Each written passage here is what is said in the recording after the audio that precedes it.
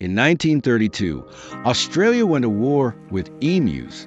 Yes, actual giant flightless birds. Farmers in Western Australia were desperate. Over 20,000 emus were trampling crops, causing chaos. The government called in the military with machine guns, armed and ready. Soldiers opened fire.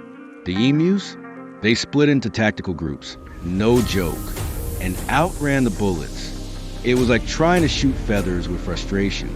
After thousands of rounds and very few actual emu casualties, the army retreated.